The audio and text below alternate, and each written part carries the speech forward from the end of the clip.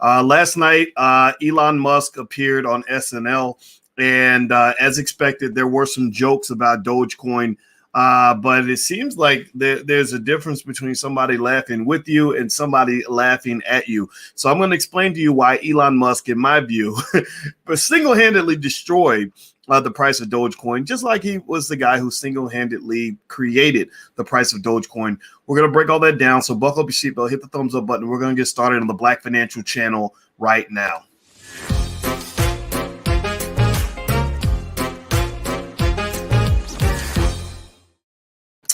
Hey, what's going on, guys? Welcome to the Black Financial Channel. That's theblackfinancialchannel.com. My name is Dr. Boyce Watkins. I'm your friendly neighborhood finance professor. And I want to say also hello to those of you who are on our Instagram page, which is the Black Financial Channel. So look us up on Instagram. We have intelligent Black financial conversations every single day. Here's the deal. Elon Musk appeared on SNL last night, and it did affect the price of Dogecoin. We've been talking about that a lot. And I want to start off by asking everybody, as you put your hashtag B1 in the chat, because don't forget that we talk about financial topics every day on this channel, but we do it from a Black perspective. So you ain't got to be Black to be here, but just know that in this space, we put our community first. So if you're not offended by that, then everybody's welcome. We love everybody, but at the same time, we take care of ourselves first. Now, with that said, how many of you, give me a yes or no, how many of you are aware that Elon Musk went to SNL? How many of you are aware that Elon Musk was on SNL last night and that this was going to affect the price of your Dogecoin? Give me a yes or no. How many of you saw this or heard about it? Maybe you watched it. If you watched it, I watched it in the chat or something like that. Let me know. Okay, Jayla Soul says I was aware. CD says yes. Okay, so Deion Smith, yes. Okay, good. So Elon Musk was appearing on SNL, and I told you guys earlier this week that what my theory was. You guys might know my theory, and in case you don't know, let me just repeat it very quickly. My theory was that the controversy and all the news about Elon Musk going on to SNL was going to push up the price of Dogecoin, and I'm going to explain exactly where that came from in 1 second. But and it was going pretty good, right? It was going pretty good this week. You had a lot of price movement around Musk appearing on SNL. It was really kind of working along just like clockwork. And then I woke up this morning and I look at my app and I saw the price had plummeted. I want to say the price had plummeted about 20% or more. It was up as high as 73, 74 cents going into SNL. And then when I woke up this morning, it was about 45, 46 cents. I said, whoa, this is not good. This is bad. This is very doji bad. And so I did my research, and I'm going to break some of this down for you. Now, what I want to say to you, those of you who are on Instagram, I'm going to have to shut off the Instagram because for whatever reason, Instagram does this weird thing where it throttles me, and I don't know why. I don't know if y'all know this, but my main Instagram, which is the real Boyce Watkins, I can't even go live on that Instagram. If you want to follow me on my Instagram, it's the real Boyce Watkins. That's my main Instagram.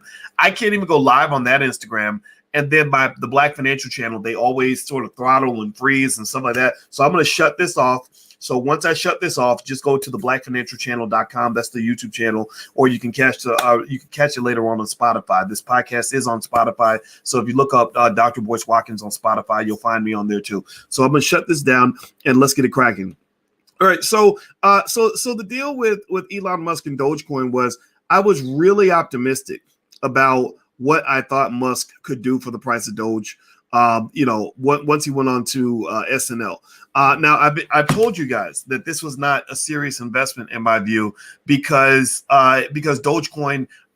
Let's do a quick little quiz, a little primer. What is the according to financial theory? What is the fundamental economic value of a Dogecoin? Answer that question in the chat for me so that we know. So we're clear about what it is. I need y'all to know what it is. It's just like dating, right? If you meet somebody and you decide you want to have a one-night stand, that's cool. But if you think that you just met your husband or you just met your wife, you're going to be sorely disappointed. So it's okay to have a one-night stand. That's not the issue. The issue is having a one-night stand thinking that that's going to be your spouse. That ain't going to be your spouse. Your spouse is somewhere else, okay? Your soulmate is not in the bed with you right now if that's your one-night stand. So Doge is the investment equivalent of a one-night stand. It is a financial hit it and quit it, where if you want to hop in and have some fun and ride the wave and see if you can make money on the pump and dump, go for it. But do not think for a second that Dogecoin is a long-term investment. I know a lot of people are mad at me for this. A lot of y'all coming back at me. And this is where I really show how much I love you. I show you a person shows that they love you in many cases by being willing to tell you the things that might make you hate them, right? Somebody who doesn't love you is just going to let you go drive yourself off a cliff. But I love you so much that even when you're cussing me out, I'm still going to step in and maybe like Elon Musk is the Doge father. For some of y'all, I might be the financial father. I say that humbly. So as your financial dad, I'm stepping in and saying, just be careful, slow your roll, because this ain't what it is. This ain't what you might think it is. This idea that somehow Dogecoin can be implemented into the economy and become this really important currency, that's a little bit of a fantasy. It doesn't mean it can't happen. It just means that a lot of things would have to occur for Dogecoin to become a legitimate currency. A lot of things. I mean, you know, it's going to take a lot of magic to make Pinocchio into a real boy. Pinocchio is a puppet. Pinocchio he's probably not going to be a real boy, right? And that's the thing about Dogecoin that makes it so intriguing yet so risky. Right. So be really careful with that. All right. So I'm going to read the survey results from you guys. I took a survey. And by the way, I should stop and say happy Mother's Day to all the mamas out here. All the black mamas in here, raise your hand. Say your name. Say your name. Everybody who has a black mama that you love, say her name. Say her name in the chat. So if you're not a woman, let's praise our women right now. Let's take a moment of silence for all the black women who raised us and gave us breast milk and tore their bodies up, ripped up their beach bodies to give birth to us. I want to say thank you from the bottom of my heart. And also, if you have a mama, say your mama's name in the chat, because I want us to honor our mothers right now. Janie, I see. Let's see here. I see. Monmouth just says hi, mama. Okay. Anita, she bad. Her mama's name is Anita. I see India from Damon. I see Sylvia Smith, Teresa Singleton, Edna Collins, Annette Rice, Ruth, Clara, Barbara Smith, Clementine, Jackie, Clementine Dilligard. That's a great name. Lisa Thornton. Is that two Lisas or just one? I see Lisa twice. Let's see here. I see Barbara and Barbara Gale are from Tunisia. Okay. All right. So, okay. And Ernestine Mason. All right. So, happy Mother's Day to all the mamas out here. I had to say that. All right. So let's move on. All right. So here's what I did, right? I'm going to show you guys the survey I did. You guys know we did our Dogecoin experiment where I went out and I bought some Dogecoin. I asked you guys, hey, how many of you would like to see me buy some Doge and just tell you what happens? And 76% of you said yes. So I did that, right? So what I've been doing is updating you on the progress and then taking little votes to say, what should I do next? Like, how should this story play out? And so here's what happened today. So I went on my Twitter. My Twitter is Dr. Boyce Watkins 1, Dr. Boyce Watkins and the number 1. Follow me on Twitter. I need smart people to follow me. I'm tired of stupid people. All right. So in fact, I don't even argue with stupid people. It's a waste of time. All right. So here's what I said. I said, Dogecoin is getting hammered today. Do we sell, buy the dip, or hold steady? 21% of you said sell. 39.4% said buy the dip. 39.2% said hold steady. So that's like a 50-50 right down the middle of people that believe we should hold steady. And then some people are saying, no, just buy the dip, So I decided, since we're in Vegas and we're having fun and we're rolling the dice, I said, let's buy the dip. So I bought the dip. I bought a few thousand more, maybe a couple thousand more Dogecoins this morning. Now, here's the interesting thing, though. I didn't buy the dip with the same confidence that I bought the dip earlier this week. I bought the dip, and I bought the dip because I had this brilliant idea, or I thought it was brilliant, right? Maybe it wasn't, but I just felt like it was. That I said, Elon, everybody's talking about Elon, everybody's talking about SNL. This is going to be big for Dogecoin, so I'm going to buy the dip, and I bought it big. I think I bought 5,000 Dogecoins and added to the portfolio, and I think we made a little bit of a profit on it even after the losses. But now I'm buying the dip with a little more hesitation, and the reason I'm buying the dip with a little more hesitation is because I don't know what's going to prop up this the price of Dogecoin. Again, Pinocchio is not a real boy, and so you've been trained to believe he's a real boy because there's a good puppet master that's really doing a good job making you think that this Pinocchio is a real boy. So my thought was, if Elon Musk abandons his role as Geppetto, who was Pinocchio's puppet master, if Elon Musk abandons his role as the Dogecoin puppet master, who's going to take up that that flag? Who's prominent? What prominent billionaire or set of celebrities or institutions are going to step in and breathe life into a currency that has no fundamental economic value whatsoever? Who's going to do it? I'm going to say, that I don't know what's going to happen, because I'm going to tell you like this. Let's talk about SNL for a minute. Let's talk about what happened last night and why I was really kind of surprised that Elon did this. It kind of threw me off. I thought that he was going to be a little more optimistic about Doge. He wasn't. The jokes that were made were jokes, but it was tongue in cheek in the sense that it was a joke, but it wasn't a joke.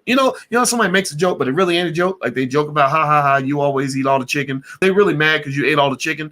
I really felt like the jokes I saw two jokes. One was when Elon was talking to his mother on the show, and she made a joke. She said, he said, I got you a Mother's Day gift, and she says, oh, I hope it wasn't Dogecoin. And he says, oh, actually it was, right? Now, that's not so heavy. That's not so bad. But it did kind of make you say, okay, that doesn't sound like his mother wants Dogecoin. And Dogecoin's value is driven heavily by the fact that people want it. The thing that makes Dogecoin valuable is the fact that people want it. So if Elon Musk's mother doesn't want Dogecoin, then you can expect that perhaps a lot of other people will say, well, if she don't want it, then I don't want it. Because a lot of the reason people wanted it was because Elon wanted it. You follow what I'm saying? People were following the fact that he said he wanted it, right? So that's his role of being a financial influencer, is that he influences people to do things. He influences people to want things. He creates artificial demand by simply tweeting about things, right? He's not the first one to do it. Donald Trump used to be able to do this too, except he didn't do it through Twitter because there was no Twitter. He just did it through the media. When Donald Trump used to go buy a certain stock, the price would go up because everybody's like, well, Trump wants it, then I should want it, right? When Warren Buffett buys stock, the price goes up because people are saying, oh, Warren wants it, then I should want it, right? So people follow the experts. So I was a little surprised by that.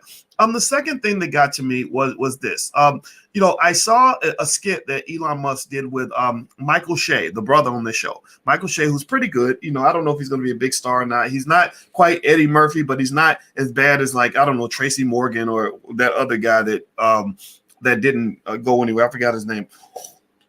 But anyway, so he's on the skit with Michael Shea, and he basically kind of he's on there. He's pretending to be this expert. Did anybody see that skit? Let me know if you saw that skit. And he's sitting there and he's talking about Dogecoin. And Michael Shea goes, so what is a Dogecoin? And he starts saying, Dogecoin to the moon, Dogecoin. And he's like, so what is a Dogecoin again? And he asks again, like, so what is a Dogecoin? And he's like, Dogecoin is a cryptocurrency. Yay, right? And he goes, okay, he pulls out $1 and he says, I have $1 in my pocket. This is real. This is real. He says, so what is a Dogecoin? Right? So that was the joke. The joke is he kept asking, what is a Dogecoin? What is a Dogecoin? What is a Dogecoin? And it was really funny. But what was interesting was he kept saying, what is a Dogecoin? And the guy couldn't answer. He never answered. And then the white guy goes, so what is a Dogecoin? And then at the end, here's the part I maybe call me crazy, but I feel like this made a difference in the price. When Michael Shea ends by basically saying, oh, so it's a hustle. And then Elon says, yeah, it's a hustle, right? So I'm going to ask y'all a question right quick. Let me ask y'all a question right quick. If I told y'all to invest in something and somebody said, oh, man, that's a hustle. Let's say I didn't say it. Let's say it was somebody else. Would you put your money into a hustle? Is that something? Give me a yes or no. Would you be excited about investing in something where the person who influences you the most tells you that it's a hustle? Would that make you more interested in investing or in that thing, or less interested in investing? Right? Like Michael Shea's from Brooklyn. They always make jokes about selling you the Brooklyn Bridge, right? Like would you invest in a hustle? The answer is no. The answer is no. So I believe I would be willing to bet you. I don't know. I haven't checked it. I'd love to check a chart. I would like to see the timestamp of when that joke was made and when Dogecoin started to plummet. because Dogecoin was doing just fine before Musk went onto SNL. Dogecoin was headed to the moon. And then after SNL was over, it was headed straight to hell. I woke up this morning and I looked over. I said, Alicia, babe, our pipe dreams, Dogecoin was going to get us out the hood. It was going to get us out of the projects and help us build a new life, baby. And I'm sorry, but right now, Dogecoin is at 47 cents per coin. It's dropped 11.3 cents percent today. Now this week, it looks like it's gone up. Actually, it's gone up 27% over the week. So maybe there is hope, right? The floor didn't fall out from underneath it, but I would wonder if a lot of people are disappointed in what Musk had to say about Dogecoin, because he didn't give it any sort of vote of confidence. There was no joke that I saw that said Dogecoin is awesome, Dogecoin is great, Dogecoin can be made into a good, valuable asset. So anyway, do me a favor, hit the thumbs up button, hit the share button, hit the subscribe button. We are building Black media. So I need you guys, please take 1 second, hit the thumbs up button. Please also share and subscribe to the channel. And if you want to get a free training on how to invest in the stock market, if you haven't started investing in the stock market and you want to get started for free in about 11 minutes, go to firstsharestock.com. There is a video there, a training there. Over 1 million people have gone through this training. Literally, we've introduced the stock market to well over 1 million people. Probably more like 4 or 5 million by now. I don't know. But firstsharestock.com is where you can get started, and then you'll also get a lot of free information from the Black Business School at firstsharestock.com. So go to that URL. Even if you've already started investing and you want to learn more, go to firstsharestock.com. All right. So another thing here. Here's the thing I want you to understand about Elon Musk and Dogecoin and everything else. Okay, so we saw where Musk called it a hustle. We saw that the price plummeted shortly thereafter, which I'm going to directly attribute to what Elon Musk said on the show. And I want you to kind of go back and reflect this for a second with you on what's going on here and what how to look at Dogecoin in terms of its meaning and its relevance as a financial asset. Remember, I told you, Pinocchio, most of my colleagues in academia who, the other finance PhDs laugh at things like Dogecoin. They laugh at it and because they wonder why someone would invest in that. Right. But then the thing is that they don't necessarily acknowledge the human aspect of investing, that right now we have a bubble market. There is a little bit of a gambling culture. People are speculating, and there's nothing necessarily wrong with that. But I will just warn you guys. I want to make this warning very, very clear that right now, all signs point to an overall bubbling or overvaluation of financial assets across the board. Real estate, bubbling. Crypto, bubbling. Stock market, bubbling. Everything is inflated. A lot of it is driven by the fact that the Fed has been very supportive and complimentary toward the valuation of assets. They have made money cheap. They are flooding the market with money. They're buying billions of dollars of bonds every month, which is increasing the money supply. So right now, this is where the money resides. There's money everywhere.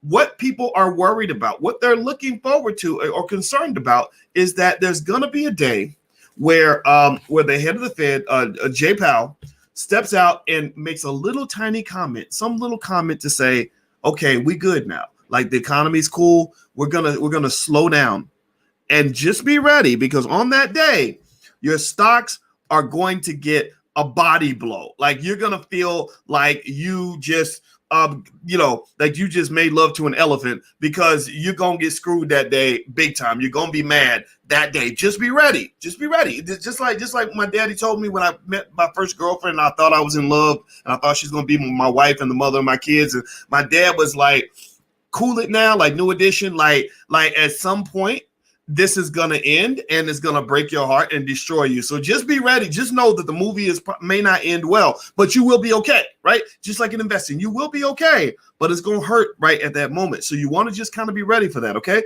So the other thing about Dogecoin that you may want to consider is when you're talking about a financial asset derives its value typically, in one of three ways, right? It either is connected to some sort of thing that can generate revenue, right? Like if you buy into a company, you're buying into something that is that's selling a product, right? You buy Coca-Cola stock, their value is going to be measured by how many cans of Coke they sell.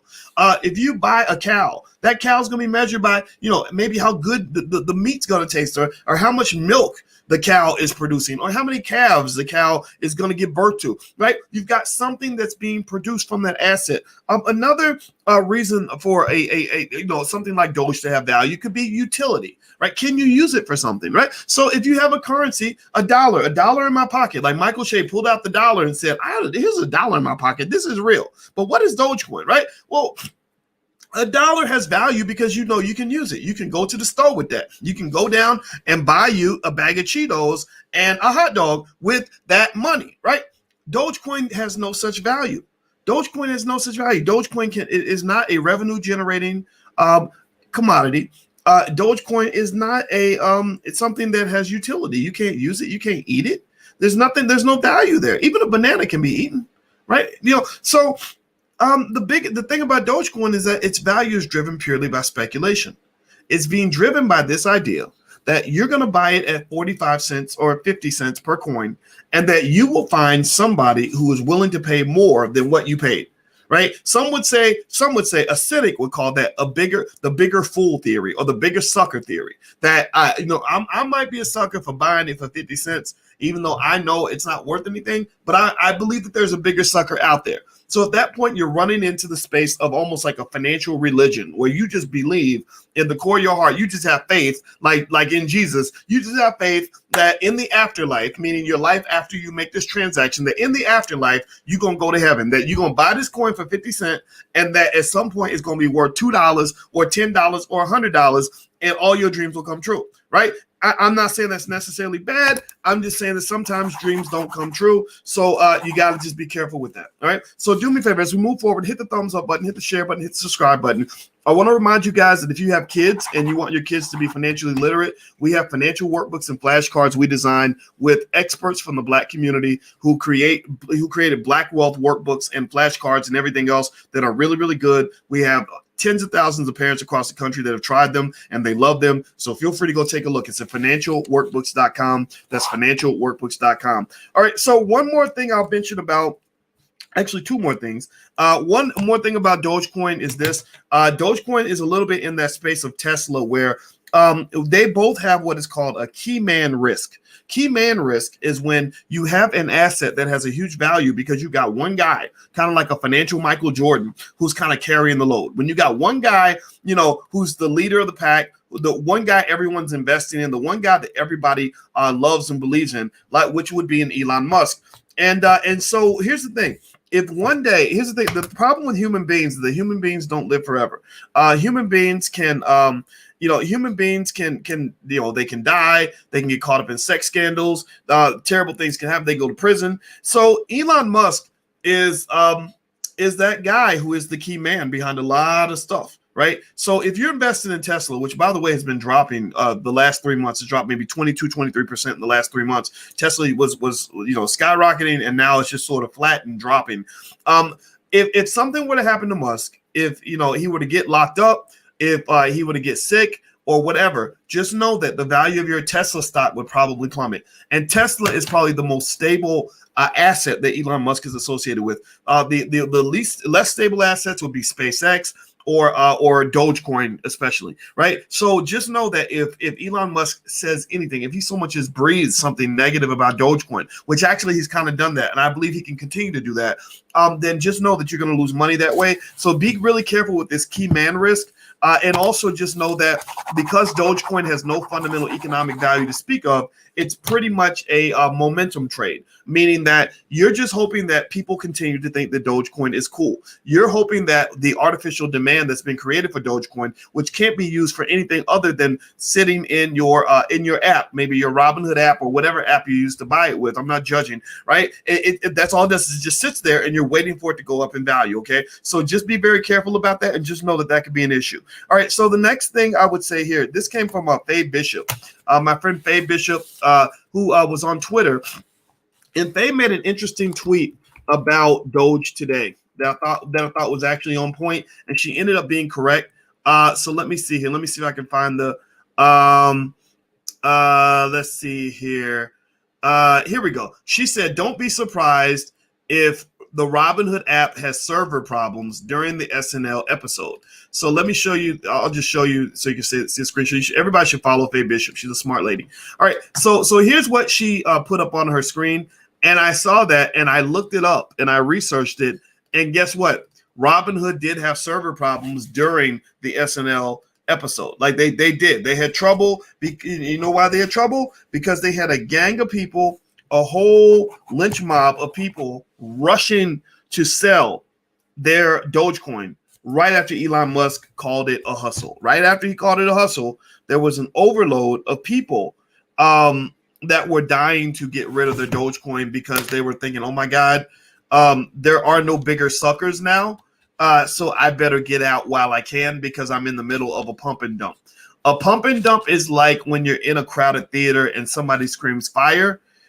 Everybody wants to get out the door as fast as they possibly can. And so effectively what I'm really curious about, here's the $1 million question for Dogecoin going forward. Elon Musk, in my view, last night took the sales out of Dogecoin. He blew the wind out of it. Dogecoin, it died last night to some extent, or it got really body slammed. And the $1 million question to me, the $1 billion question, is can that life be reinstilled? Like what's going to happen? What could happen? What can occur right now that's going to help it regain its value? And then if it does, how's the market going to react? Are people going to say, oh, good, now I can sell. Now I can get out because the price is up? Let me just tell you this. This is something, I don't know how true this is. I got to look this up.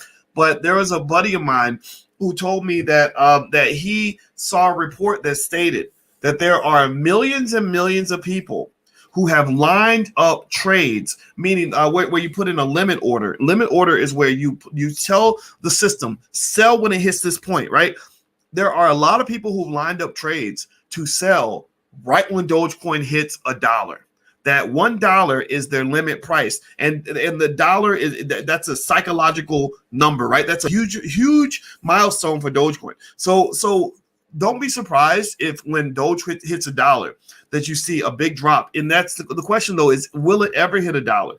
That's what I'm really curious about. Okay, so let's see how this goes. I'm in it with you. I'm not gonna sell. I'm gonna keep my Doge. I actually did invest again since you guys voted for me to buy more. Okay, cool. I bought more. I didn't buy as much as I bought last time because I don't really know where the valuation is going to come from. Because really, right now, what we're doing with the Doge investment is we're just looking to see if there are bigger suckers out there. Is there anybody out here willing to pay more than what we paid? Right now, we're not high on the drug. We're not high on the liquor. We're the nightclub manager who's trying to see if we can get everybody else to get drunk enough to want to go and put money in our pocket. So that's where the Dogecoin investment is right now. And nobody knows which direction it's going to go. So do me a favor, hit the thumbs up button, share, subscribe button.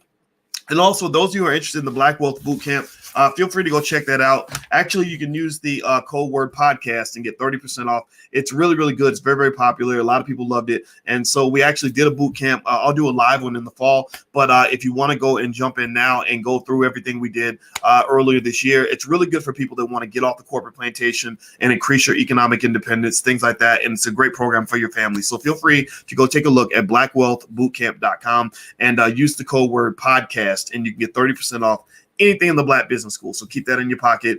Since you're part of the tribe, you can get discounts on a lot of things in the school. All right. So let's see. Tanya said, let me read some of your comments real quick. Tanya says that Mark Cuban was hyping it up too. Yeah, Mark Cuban. I don't really know what to think about Mark Cuban.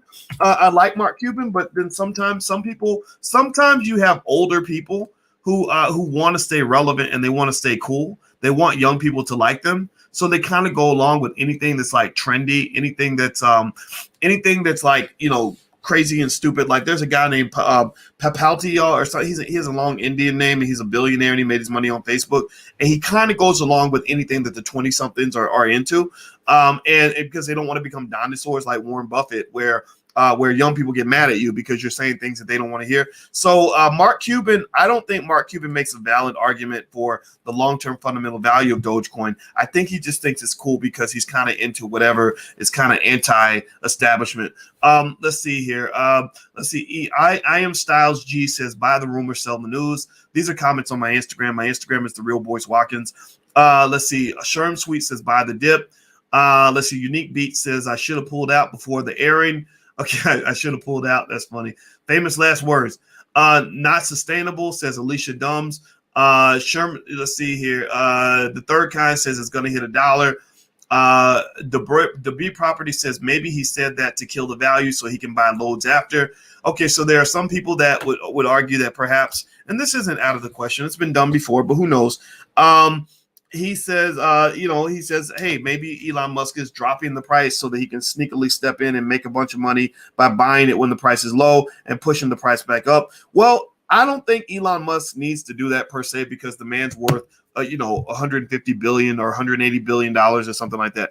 Like literally, you have no idea how much money $180 billion is. I don't know what his exact net worth is, but let me just kind of explain to you how much $180 billion is. So let's say that, every year he's only earning a meager 5% per year on his investments. Let's say that he stopped working for the rest of his life and he was going to go ahead and just, put it in some low interest or very low risk investment and earn about 5% per year on his investment. Well, that would give him approximately $24 million a day. He can make $24 million a day without working, without doing anything, literally by putting his money into some low risk investment and going to a beach and never taking a phone call for the rest of his life. Like, that's how much money Elon Musk has. So this idea that he's going to push the price down so he can sneak in and buy a bunch and make money, I would find that hard to believe. Although that has been done before, though. A guy who I believe did do this to his advantage would be a guy like a Donald Trump.